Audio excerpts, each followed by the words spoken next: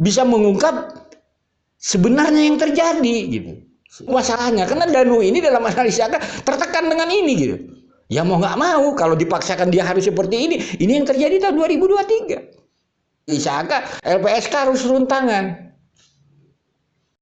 Setelah sebelum ke polisi itu kan Danu kan digigit anjing itu kan lah. Nah, itu kan. Ya, itu kan di situ kan udah segala bahasa penyidik udah beda-beda lah gitu kan gitu. Berarti setelah tiga hari yang di Polres itu setelah anjing menggigit? Iya, seminggu semingguan kalau ya. Salam analisa, salam kehidupan, salam sehat, sahabat Aka, tolong disimak sampai habis biar tidak gagal paham. Kalau boleh dibilang, ini berawal dari keberhasilan olah TKP K9, sahabat-sahabat Aka. Danu pun tidak berdaya, kan seperti itu. Mari nanti kita akan membahasnya, sahabat-sahabat Aka. Begitu juga, ini juga berawal dari BAP yang ditandatangani Danu bulan September 2021 menyebutkan nama pelaku, sahabat-sahabat Aka, setelah olah TKP itu.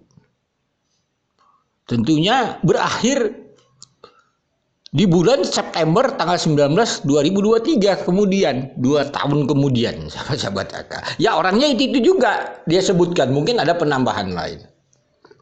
Di sini sebenarnya sahabat-sahabat Aka. Jadi kalau kasus ini tidak terang benderang sangat wajar gitu. Karena dasarnya dalam analisa Aka, orangnya yang disebutkan Danu di BAP yang dia tanda tangani itu juga di tahun 2021 dan tahun 2023 ya itu juga.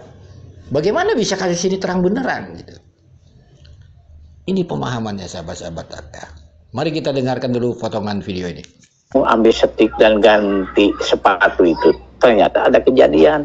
Nah, Bapak di situ digoreng oleh semua, memframing, menyudutkan, mencemarkan nama baik, termasuk menuduh setelah kejadian itu Danu. Itu aja. Karena tahu menuduh itu setelah tahu bersatunya Bapak dengan tadinya kan berbeda PH Yuris dengan Yanti, Bapak. Nah, setelah bersatu dia menceritakan ada sesuatu yang tidak ditandatangani oleh BAP oleh Danu itu. Yanti yang jadi yang ditanya Yuris yang menjawab Yanti itu yang jelas. Yang ditanya Yoris yang menjawab Yanti ya Pak ya, mengenai BAP yang tidak ditandatangani oleh Danu ya Pak ya. Sahabat-sahabat Aka. Jadi Yosef mengatakan di framing, dituduh, difitnah sama Danu gitu. Bahwa dia sebagai pelakunya. Kan begitu.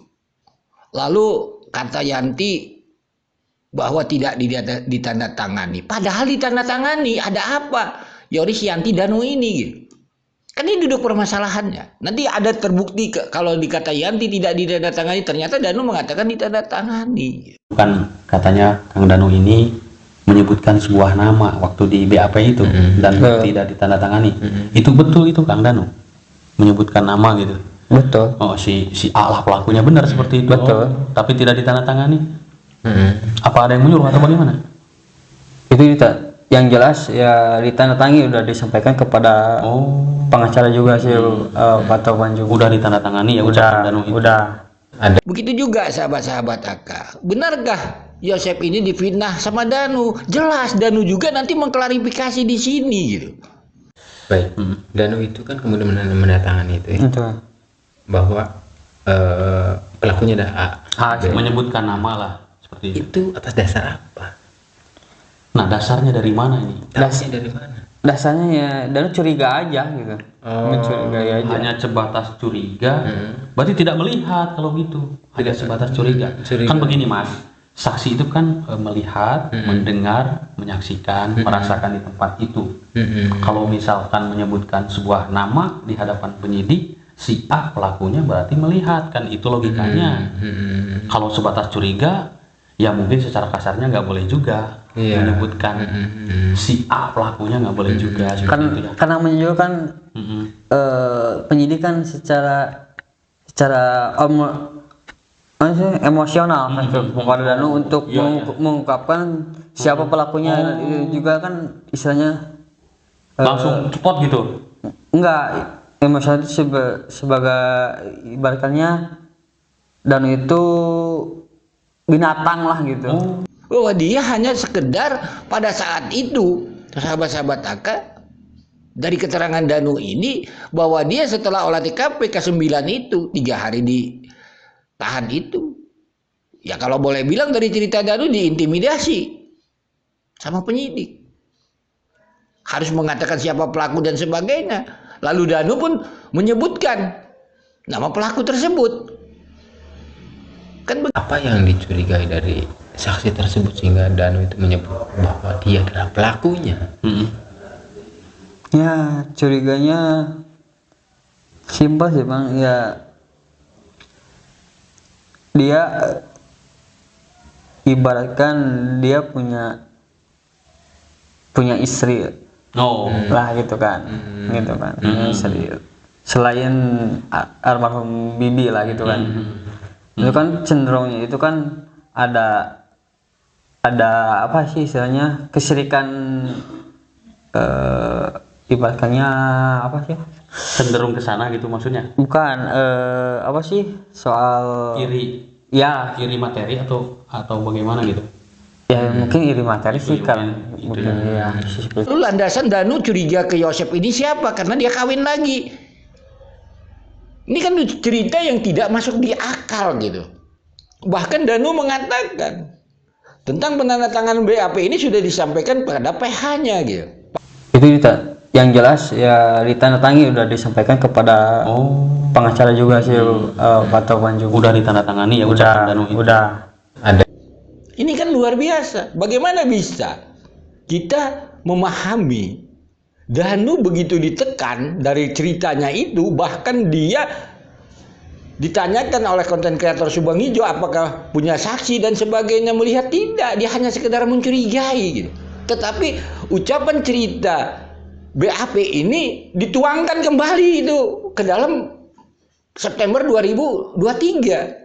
Ini kan luar biasa. Jadi sebenarnya ATS juga ya sudah paham sebenarnya kronologis yang diucapkan Danu ini gitu.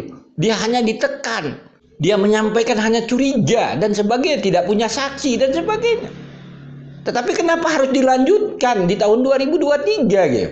Setelah Danu tanggal 19 September tidak berdaya lagi gitu. Ini problem sahabat-sahabat AK. Jadi kalau kasus ini tidak terang benerang, ya dasarnya memang Danu sendiri mengatakan itu Yosep ataupun Mimin sebagai pelaku tidak punya dasar, hanya curiga gitu, karena ada tekanan dan sebagainya. Itu kan cerita, kalau bicara Mimin sama Yosep itu kan ceritanya yang kata Danu ditandatangani, kata Yanti tidak ditandatangani. Menyebutkan nama lah seperti itu. Itu atas dasar apa? Nah dasarnya dari mana ini? Dasarnya dari mana? Dasarnya ya Danu curiga aja gitu. Mencurigai aja. Hanya sebatas curiga, berarti tidak melihat kalau gitu. Hanya sebatas curiga. Kan begini Mas, saksi itu kan melihat, mendengar, menyaksikan, merasakan di tempat itu. Kalau misalkan menyebutkan sebuah nama di hadapan penyidik, si A pelakunya berarti melihat, kan itu logikanya. Kalau sebatas curiga, ya mungkin secara kasarnya nggak boleh juga menyebutkan si A pelakunya, nggak boleh juga. Sahabat-sahabat AK, jadi apa yang mau kita ambil intisari dari cerita BAP yang ditandatangani September 2021? Tentunya pertama, orangnya sama. Kan gitu, dengan orang yang di tahun 2023 September itu. Kuncinya ada di Pak Yosep, namanya kan disebut.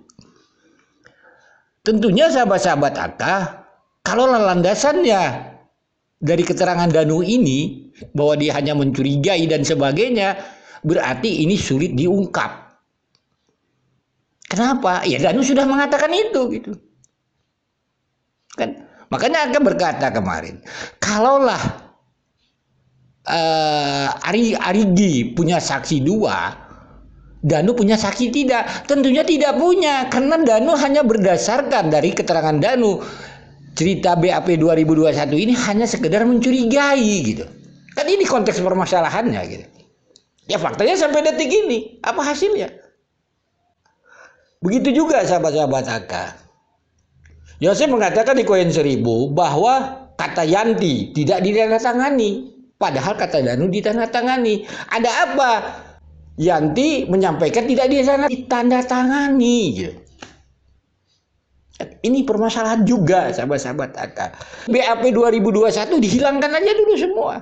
Agar apa? Tidak merembet ke tahun 2023 gitu.